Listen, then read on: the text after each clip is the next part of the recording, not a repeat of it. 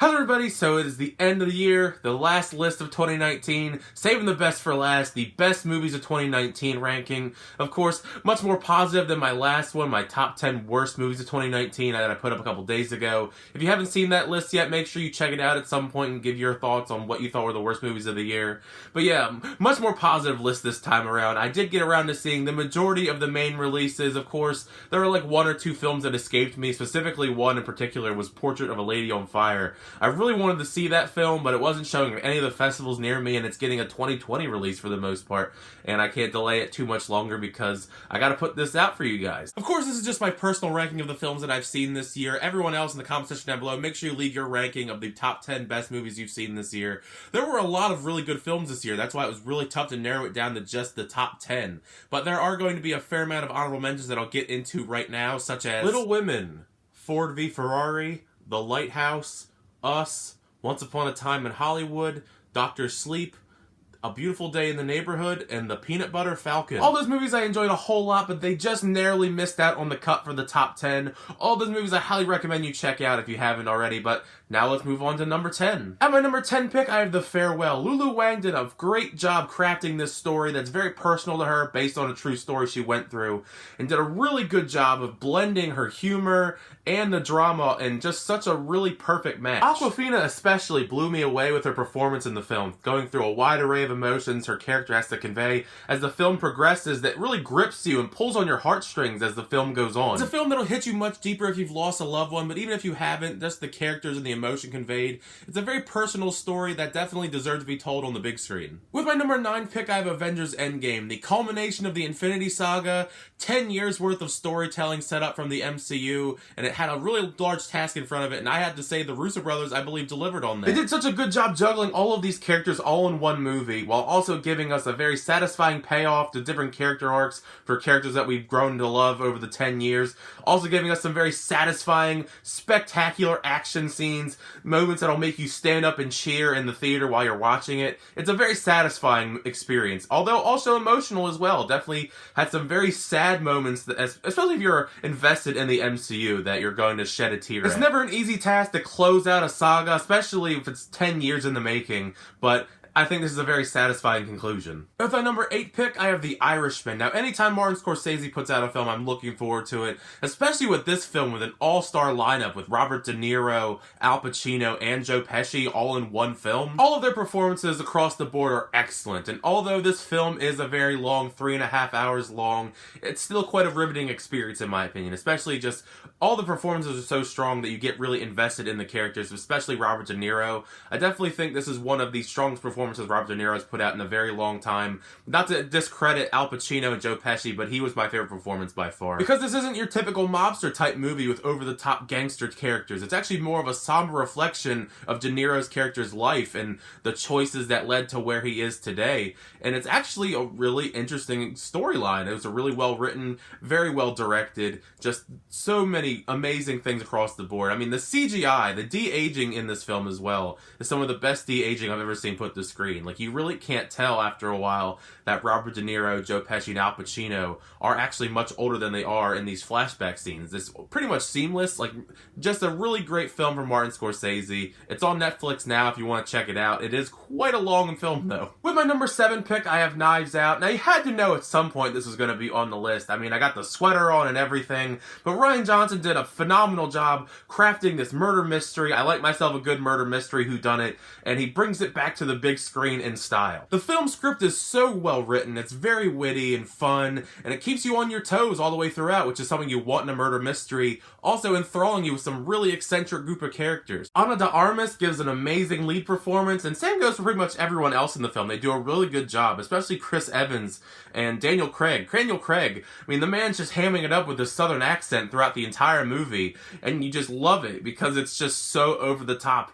And with this movie's success, I honestly personally would love to see Benoit Blanc solving more mysteries in future films. Hopefully Rian Johnson can deliver on that, because it was such a fun experience. With my number 6 pick, I have Joker. Although kind of controversial when the movie first came out, I did have a really great time watching Joker, this really unconventional character study, something we don't really see too much in the comic book film genre these days. Joaquin Phoenix by far is the greatest part to this film. His performance is award-worthy, watching his character's descent into madness, making you almost feel sorry for him slightly, while also kind of haunting and scaring you at the same time. The film is also shot beautifully. The cinematography of the film is really strong. Mix that with this amazing score that's played throughout. It's very eerie and scary. It's a haunting kind of film in that sense, and I actually think that's what makes it so interesting. It's a very unconventional comic book film, and Joaquin Phoenix's performance alone elevates this into the top 10. It's an Oscar-worthy performance. With my number 5 pick, I have Uncut Gems. Now, I was a huge fan of Good Time when it came out. I thought that was a really great movie, but I actually think that Uncut Gems may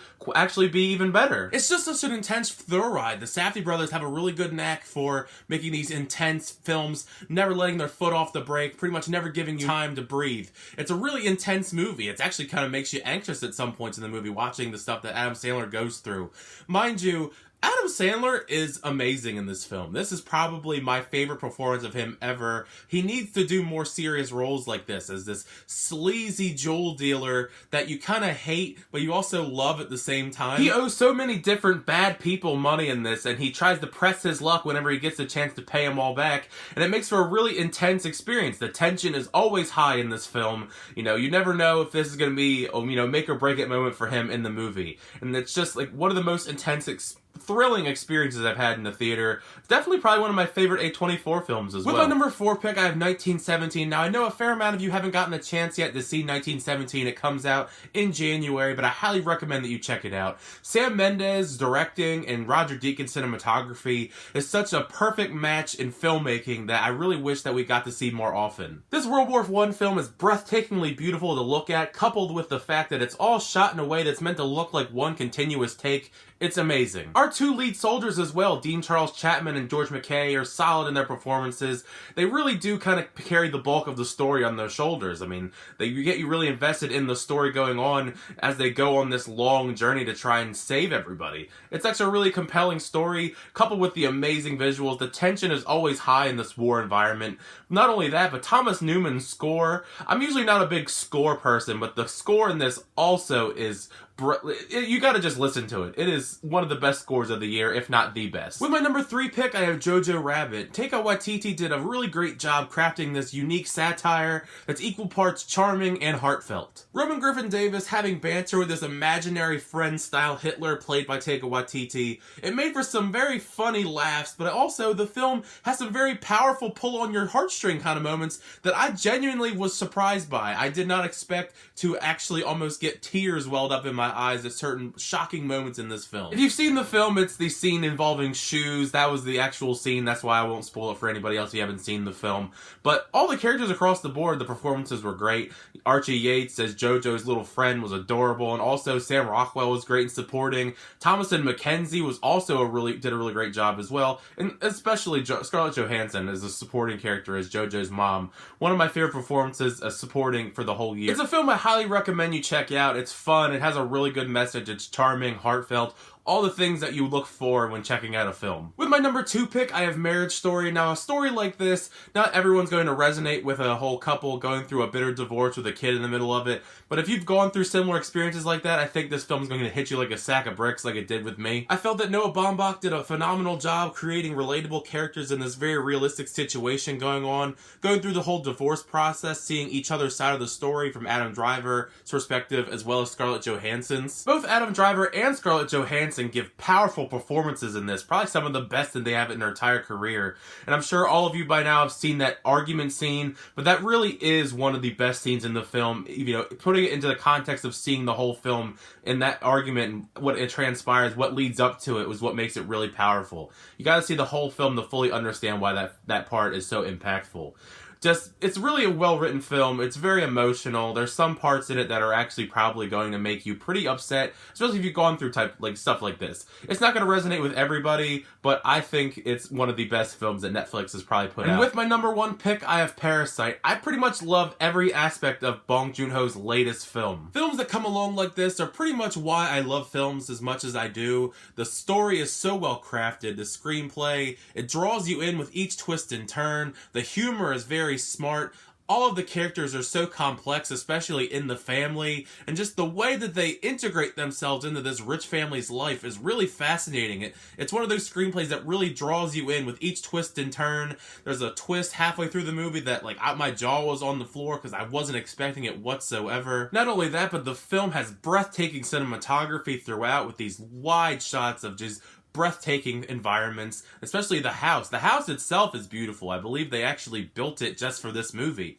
But everything about this film is amazing. I highly recommend you check this out. It is a Korean film, so you're going to need subtitles unless you know Korean, but this is one of those foreign films that I highly recommend that you check out. Even if you're not really into foreign films, it's a very easily accessible foreign film for the non-lovers of that genre. And there it is. That was my top 10 best movies of 2019. It was a really great year for films in my opinion. Of course, there are some bad films every year, but fortunately there are more good than bad films. It was really tough to narrow it down to just 10. But like I said before earlier, make sure you leave a comment in the comment section down below. What are some of the best films that you've seen this year in 2019? But I'm really looking forward to 2020, actually. I'm already almost in 2020 mode. 2020 is probably going to be another really good year in films. I'm looking forward to many of the films next year. It's going to be a good year. I'm positive between that and just talking films with you guys.